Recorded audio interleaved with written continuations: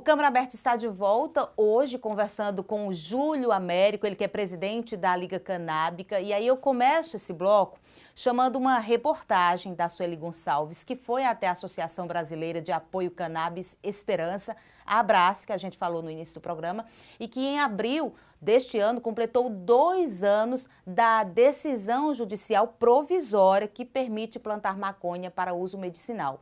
Inclusive, a Paraíba é o primeiro estado que tem essa permissão. Vamos então acompanhar essa reportagem bem interessante e entender como é que é o cultivo e a produção desses medicamentos à base da maconha. Pois é, Meire, a gente veio conhecer de perto o trabalho da Abrace. A gente está aqui dentro de uma das estufas onde é produzida a cannabis e quem vai conversar conosco é o Cassiano Teixeira, ele que é o fundador, idealizador e diretor executivo da Abrace. Cassiano, primeiro, o que significa a sigla Abrace? Bem, a Associação Brasileira de Apoio Cannabis Esperança, né? E de onde é que surgiu a ideia de você criar essa associação? A gente importava o canabidiol isso em 2014 e a gente teve um problema com o dólar subiu muito em 2015 e aí a gente ficou sem condições de continuar importando. E aí eu juntei os pais, né, que já importava, né, eu assumi a responsabilidade de começar a produzir na minha própria cozinha. E daí começou, né? A gente produziu para 10 famílias, daqui a pouco 100 famílias, né? E hoje a gente tem 1000 famílias, né, mais ou menos. São 1000 famílias atendidas, e tudo começou porque a gente sabe que existem algumas leis na época que você foi de encontro a elas. Como é que foi todo esse processo? Bem, a gente,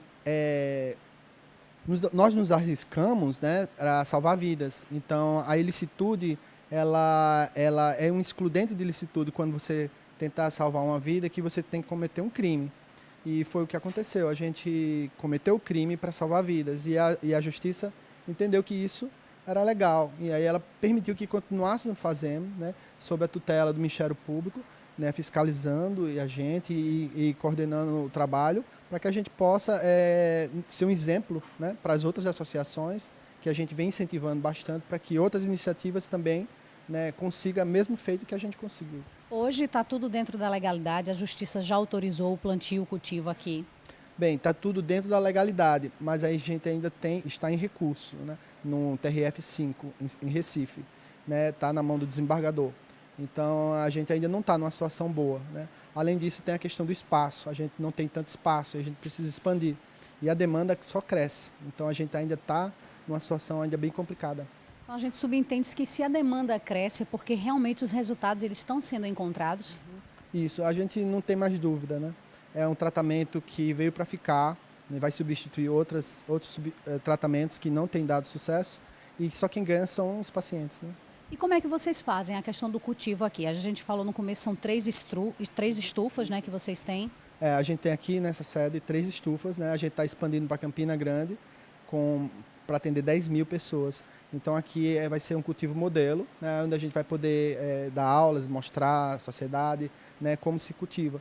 E hoje a gente tem aqui mais ou menos 400 plantas e elas se revezam a cada 3 meses. A gente colhe, né, a gente tem um estoque mais ou menos para 3 meses e o atendimento é feito no dispensário aqui próximo. E é importante lembrar também que aqui é apenas para o cultivo medicinal, né? Algumas pessoas falam, mas o cultivo recreativo estão utilizando para isso, mas não é o que vocês fazem aqui. Não. O que a gente hoje faz é o óleo, né? A pomada, o spray, né? E eles têm uso estrito, são de controle, né? Com receita médica e são indicados por médicos, os próprios médicos indicam. E a gente não tem essa abordagem da questão do recreativo, apesar da gente ser muito a favor, que a gente precisa da planta de todas as formas, industrial, medicinal e uso social, que hoje é muito debatido, né? E a gente está aqui para somar, né, com a causa e mostrar que é possível fazer. Tá ok, Cassiano, obrigada então pela sua participação. E agora a gente vai conhecer um pouquinho de como é feita a extração do óleo para a produção dessas pomadas, do spray que o Cassiano falou para a gente. Vamos lá.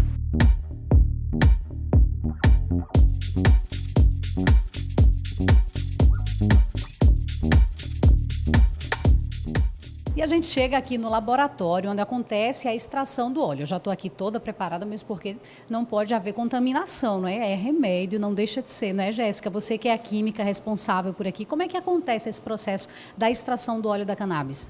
Isso mesmo, como você já mostrou a parte do cultivo, chegando aqui às plantas, a gente é feito a análise delas e aí a gente codifica elas, se ela tem uma faixa alta de THC, se tem uma faixa alta de CBD ou se tem proporções iguais dos dois componentes. Esses componentes, eles agem também com relação ao que ele vai determinar na extração do óleo? Como é que é esse processo dos componentes?